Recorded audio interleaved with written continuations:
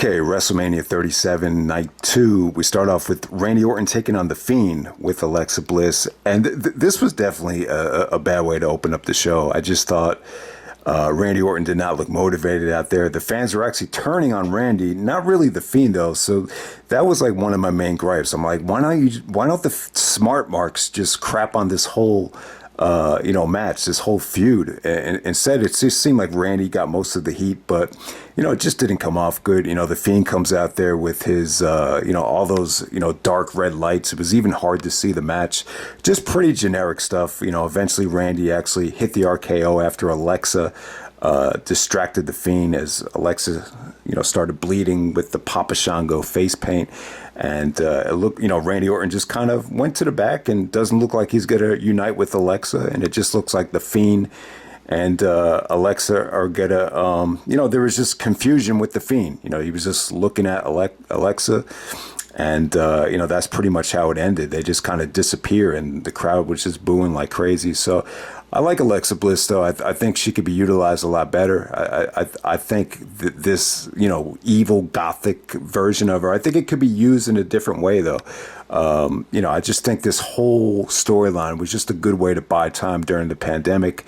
I think now that eventually they're going to be in front of real fans, it's going to be a lot more difficult to pull off a storyline like this. So hopefully it just kind of, goes away, this whole hocus pocus storyline, if you want to call it that.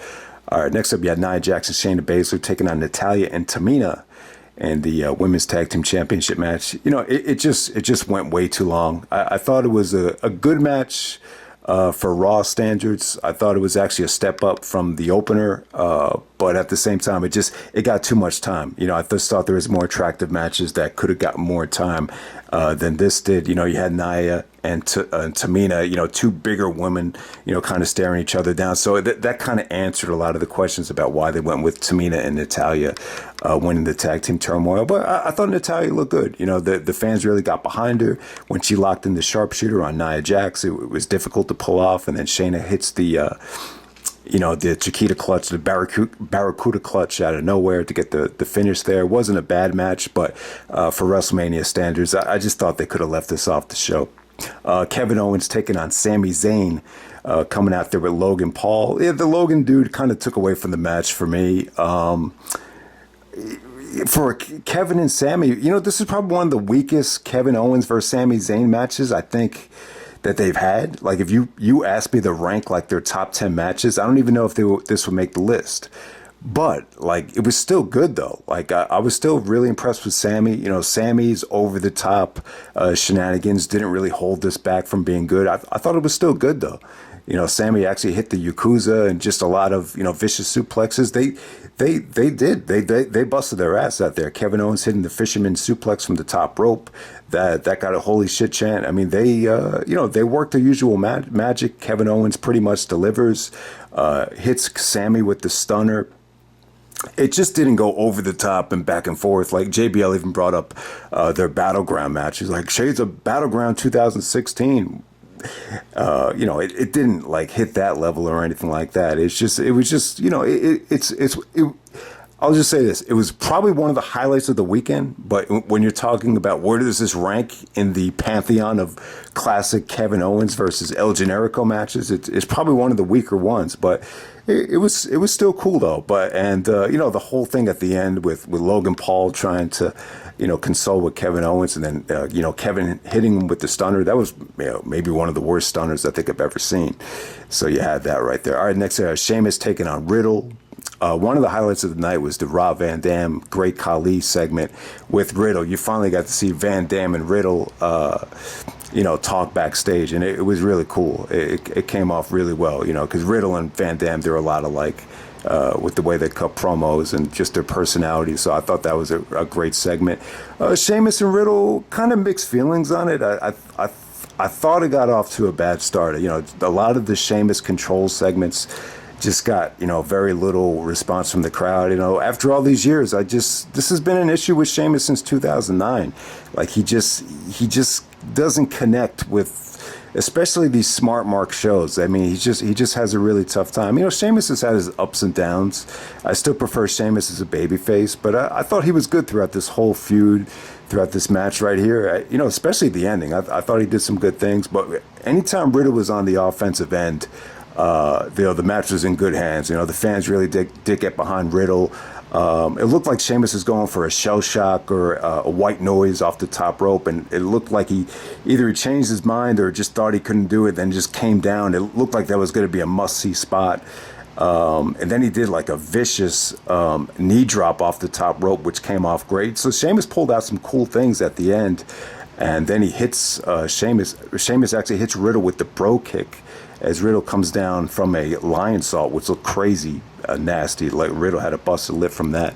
So yeah, I thought the match was cool, but you know, just overall, I thought it could have gotten more time, and it's not like this thing was clicking on all cylinders from start to finish. But you know, I just think it's one of those things where this is like Riddle's test.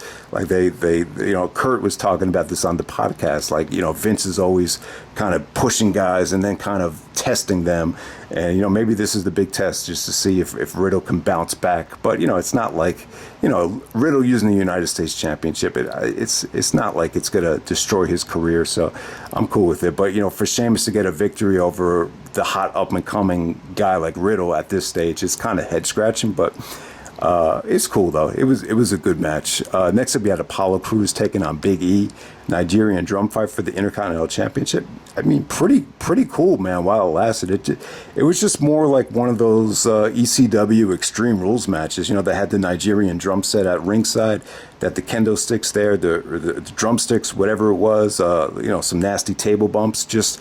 you know, they used the steel steps. They were just really, you know, dishing it out to each other. It was just going along really well. And then all of a sudden, this guy, I thought it might have been like, I was like, who is that guy? Is that Jesus, the guy that came out with Carlito? Just some big ass 7-foot dude. It looked like he could have been Samoan, or I don't know what he was. But yeah, but Apollo Crews becomes the new Intercontinental Champion.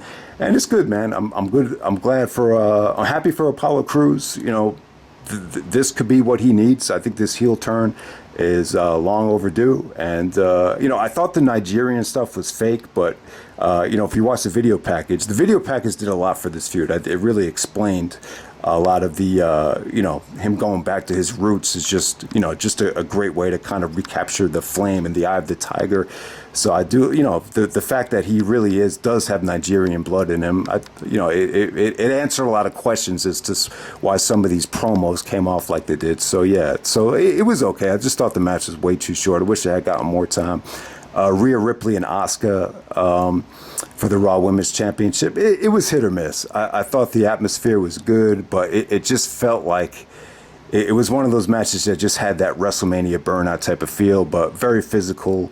Very stiff for a women's match, you know, probably even more stiff than the main event from night one. But, you know, Rhea and Asuka, they dished it out to each other. There was that nasty looking DDT out onto the ring apron from Asuka. So yeah, just very stiff for a women's match. Rhea pretty much wins in dominating fashion by hitting the Riptide out of nowhere. Was expecting more from these two, but you know, considering where this was on the card, I thought they did a really good job. Just another solid match right there. Solid stuff. Like Owens and Zayn was solid. Sheamus and Riddle was solid. Rhea and Asuka, another solid match, but none of the matches really had the chance to steal the show. Then the triple threat match for the Universal Championship, Roman taking on Edge and Daniel Bryan. You know, obviously we all knew it was going to be good. And it did feature a lot of cool stuff. I thought Bryan was great, even though the fans, you know, ironically, like the fans, you know, they really weren't that into Bryan as they usually were. And I just think it was one of those cases where the Edge just had a lot of support out there. There was just, Edge really came into this thing like he was the hot guy in this match right here. But, you know, what really took away from the match, there was too much outside stuff. It was a little bit too violent, and I don't think it needed to be. You know, there was just too many chair shots, too many steel step shots, too much stuff by the announce table, you know, too much interference from Jey Uso. Jey Uso was a pain in the ass here. And I'm going to blame Edge. I'm going to blame Edge more than anyone. He has enough stroke and enough enough political power where he could just say, hey, listen, man, this is the main event of WrestleMania. We don't need, Jey Uso to constantly come in there and interfere. But, at the same time, I'm pretty sure, because Edge wasn't going to win this thing, they wanted to make him look strong and make it look like he had to beat two guys. So you have that whole thing there. But, there was some good stuff. There was some great interceptions to the spear. I thought the, Edge's counter to the running knee from Bryan into the spear was awesome. So overall, just it was a good triple threat match, but I don't think it exceeded anyone's expectations, and it just kind of had a dark feel to it. I don't know, with Roman going over both guys, the double pin. I don't know, man. Just very flat. Just not a very feel good, main event to this show. I don't know. This WrestleMania as a whole, I just get the feeling like there was a lot of guys that, we were looking forward to getting, these type of spots or, this type of reactions. But it just felt like the opponents, some of them had, it just kind of made it feel like, like you're excited to see Riddle, but maybe not against Sheamus. Like you're excited to see Cesaro finally in a singles match, but, maybe not at this stage of his career. So maybe like the timing and the opponents, maybe that caused, it just seemed like there was just a lack of interest, especially like from the older fans for these shows. But yeah, I don't know. Kind of a deflating main event, but still good though. It's almost bittersweet for Bryan, because if this is Bryan's last match, I don't know. I just feel like he should have went out, with a more positive reaction than what he got. But there's still a lot of fans into him. Fans were into Bryan. Fans were into Edge.